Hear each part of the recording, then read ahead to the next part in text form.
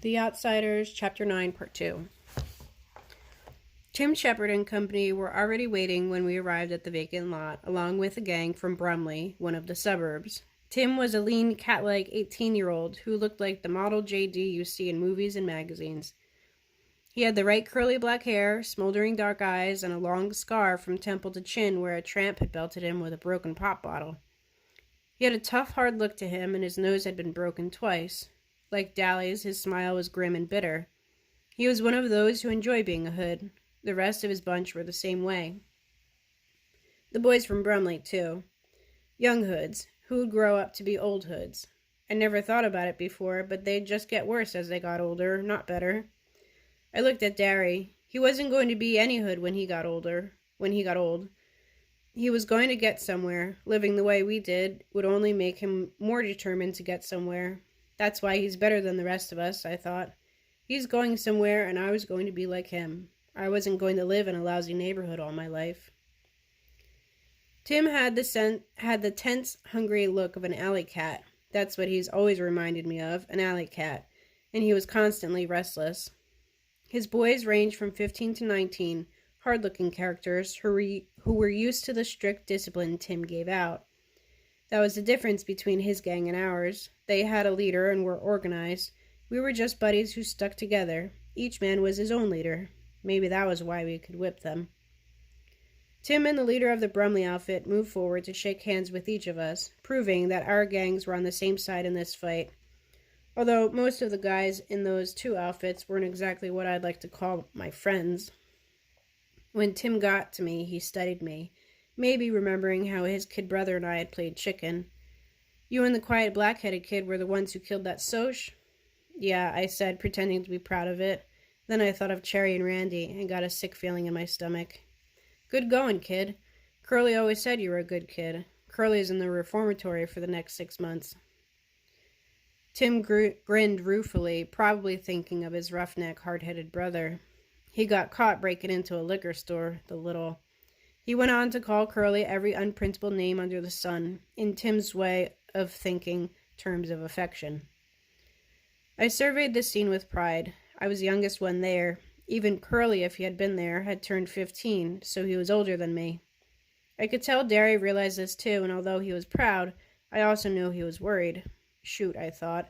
I'll fight so good this time he won't ever worry about me again. I'll show him that someone besides Soda Pop can use his head. One of the Brumley guys waved me over. We mostly stuck with our own outfits, so I was a little leery of going over to him, but I shrugged. He asked to borrow weed, then lit up. That big guy with y'all, you know him pretty well? I ought to. He's my brother, I said. I couldn't honestly say yes. I knew Derry as well as he knew me, and that isn't saying a whole lot. No kiddin'? I got a feeling he's gonna be asked to start the fireworks around here. He a pretty good bopper? He meant rumbler. Those Brumley boys have weird vocabularies. I doubt if half of them can read a newspaper or spell much more than their names, and it comes out in their speech.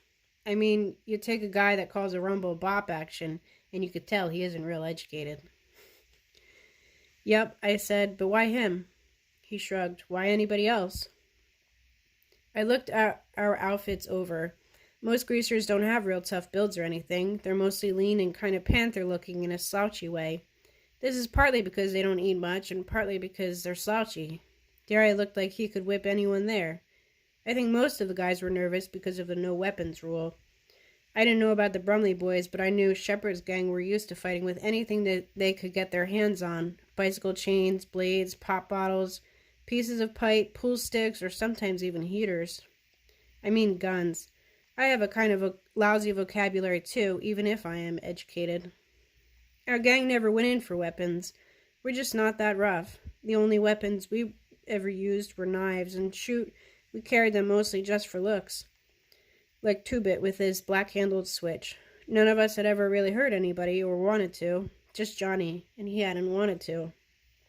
Hey, Curtis, Tim yelled. I jumped. Which one? I heard Soda yell back. The big one. Come on over here. The guy from Brumley looked at me. What did I tell you? I watched Derry going toward Tim and the leader of the Brumley boys. He shouldn't be here, I thought suddenly. I shouldn't be here. Steve shouldn't be here, and Soda shouldn't be here, and Two-Bit shouldn't be here. We're greasers, but not hoods, and we don't belong with this bunch of future convicts. We could end up like them, I thought. We could, and the thought didn't help my headache. I went back to stand with Soda and Steve and Two-Bit then, because the Socs were arriving. Right on time. They came in 4 carloads and filed out silently. I counted 22 of them. There were 20 of us, so I figured the odds were as even as we could get them. Derry always liked to take on 2 at a time anyway. They looked like they were all cut from the same piece of cloth, clean-shaven with semi-beetle haircuts, wearing striped or checkered shirts with light red or tan-colored jackets or Madras ski jackets. They could just as easily have been going to the movies as to a rumble. That's why people don't ever think to blame the Socs and are always ready to jump on us. We look hoody and they look decent. It could be just the other way around. Half of the hoods I know are pretty decent guys underneath all that grease, and from what I've heard, a lot of Socs are just cold-blooded mean, but people usually go by looks. They lined up silently facing us, and we lined up facing them. I looked for Randy, but didn't see him. I hoped he wasn't there. A guy with a Madras shirt stepped up. Let's get the rules straight. Nothing but our fists, and the first to run lose, right? Tim flipped away his beer can. You savvy real good. There was an uneasy silence. Who was going to start it? Derry solved the problem. He stepped forward under the circle of light made by the street lamp. For a minute, everything looked unreal, like a scene out of a J.D. movie or something. Then Derry said, I'll take on anyone. He stood there, tall, broad-shouldered, his muscles taut under his t-shirt and his eyes glittering like ice. For a second it looked like there wasn't anyone brave enough to take him on. Then there was a slight stir in the faceless mob of Socs, and a husky blond guy stepped forward. He looked at Derry and said quietly, Hello, Daryl. Something flickered behind Derry's eyes, and then they were ice again. Hello, Paul. I heard Soda give a kind of squeak, and I realized that the blonde was Paul Holden. He had been the best halfback on Derry's football team at high school, and he and Derry used to buddy it around all the time. He must be a junior in college by now, I thought. He was looking at Derry with an expression I couldn't quite place, but disliked. Contempt, pity, hate? All 3? Why? Because Derry was standing there representing all of us, and maybe Paul felt only contempt and pity and hate for greasers? Derry hadn't moved a muscle or changed expression, but you could see he hated Paul now. It wasn't only jealousy. Derry had a right to be jealous. He was ashamed to be on our side, ashamed to be seen with the Brumley boys, Shepard's gang, maybe even us. Nobody realized it but me and Soda. It didn't matter to anyone but me and Soda. That's stupid, I thought swiftly. They've both come here to fight, and they're both supposed to be smarter than that. What difference does a side make? Then Paul said, I'll take you, and something like a smile crossed Derry's face. I knew Derry had thought he could take Paul any time, but that was 2 or 3 years ago. What if Paul was better now? I swallowed. Neither one of my brothers had ever been beaten in a fight, but I wasn't exactly itching for someone to break the record. They moved in a circle under the light, counterclockwise, eyeing each other, sizing each other up, maybe remembering old faults and wondering if they were still there. The rest of us waited with mounting tension. I was reminded of Jack London's books, where the wolf pack waits in silence for one of 2 members to go down in a fight, but it was different here. The moment either one swung a punch, the rumble would be on. The silence grew heavier, and I could hear the harsh, heavy breathing of the boys around me. Still, Derry and the Soc walked slowly in a circle. Even I could feel their hatred. They used to be buddies, I thought. They used to be friends, and now they hate each other because one has to work for a living and the other comes from the west side. They shouldn't hate each other. I don't hate the Socs anymore. They shouldn't hate. Hold up, a familiar voice yelled. Hold it! Derry turned to see who it was, and Paul swung. A hard right to the jaw that would have felled anyone but Derry. The rumble was on. Dallas Winston ran to join us. I couldn't find a Soc my size, so I took the next best size and jumped on him. Dallas was right beside me, already on top of someone. I thought you were in the hospital, I yelled as the Soc knocked me to the ground and I rolled to avoid getting kicked. I was. Dally was having a hard time because his left arm was still in bad shape. I ain't now. How? I managed to ask as the Soc I was fighting leaped on me and we rolled near Dally. Talk the nurse into it with two-bit switch. Don't you know a rumble ain't a rumble unless I'm in it? I couldn't answer because the Soch was heavier than I took him for, had me pinned, and was slugging the sense out of me. I thought dizzily that he was going to knock some of my teeth loose or break my nose or something, and I knew I didn't have a chance. But Derry was keeping an eye out for me. He caught that guy by the shoulder and half lifted him up before knocking him 3 feet with a sledgehammer blow. I decided it would be fair for me to help Dally, since he could use only one arm. They were slugging it out, but Dallas was getting the worst of it, so I jumped on his Soch's back, pulling his hair and pounding him. He reached back and caught me by the neck and threw me over his head to the ground. Tim Shepard, who was fighting two at once, accidentally stepped on me, knocking my breath out. I was up again as soon as I got my wind and jumped right back on the Soch, trying my best to strangle him. While he was prying my fingers loose, Dally knocked him backwards so that all three of us rolled on the ground, gasping, cussing, and punching. Somebody kicked me hard in the ribs, and I yelped in spite of myself. Some Soch had knocked out one of our bunch and was kicking me as hard as he could. But I had both arms wrapped around the other Soch's neck and refused to let go. Dally was slugging him, and I hung on desperately, although that other Soch was kicking me, and you better believe it hurt. Finally, he kicked me in the head so hard it stunned me, and I lay limp, trying to clear my mind and keep from blacking out. I could hear the racket, but only dimly through the buzzing in my ears. Numerous bruises along my back and on my face were throbbing, but I felt detached from the pain, as if it wasn't really me feeling it. "They're running," I heard a voice yell joyfully. "Look at the dirty run." It seems to me that the voice belonged to Two-Bit, but I couldn't be sure. I tried to sit up and saw that the Soches were getting into their cars and leaving. Tim Shepard was swearing blue and green because his nose was broken again, and the leader of the Brumley boys was working over one of his own men because he had broken the rules and used a piece of pipe in the fighting. Steve lay doubled up and groaning about 10 feet from me. We found out later he had 3 broken ribs. Soda Pop was beside him, talking in a low, steady voice. I did a double take when I saw Two-Bit. Blood was streaming down one side of his face, and one hand was busted wide open, but he was grinning happily because the Soches were running. "We won," Derry announced in a tired voice. He was going to have a black eye, and there was a cut across his forehead. "We beat the Soches." Dally stood beside me quietly for a minute, trying to grasp the fact that we had really beaten the Soches. Then, grabbing my shirt, he hauled me to my feet. "Come on." He half-dragged me down the street. "We're going to see Johnny." I tried to run but stumbled, and Dally impatiently shoved me along. "Hurry, he was getting worse when I left. He wants to see you." I don't know how Dallas could travel so fast and hard after being knocked around and having his sore arm hurt some more, but I tried to keep up with him.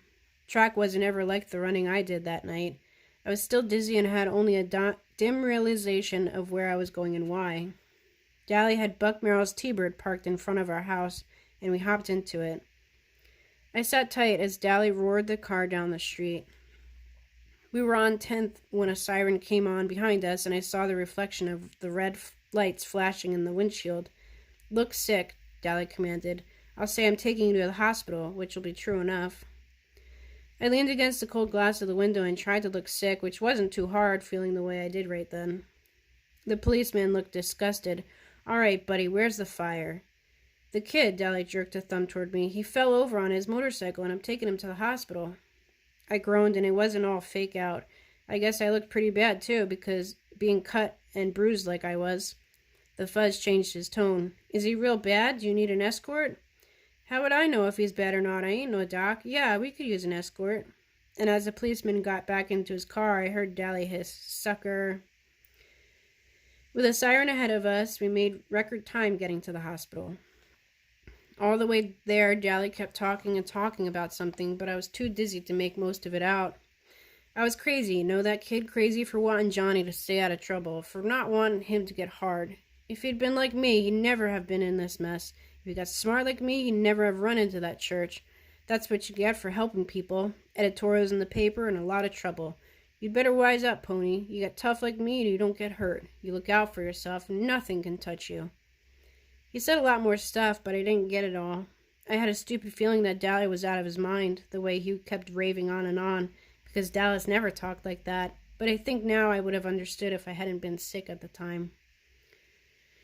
The cop left us at the hospital as Dally pretended to help me out of the car. The minute the cop was gone, Dally let go of me so quickly I almost fell. Hurry. We ran through the lobby and crowded past people into the elevator.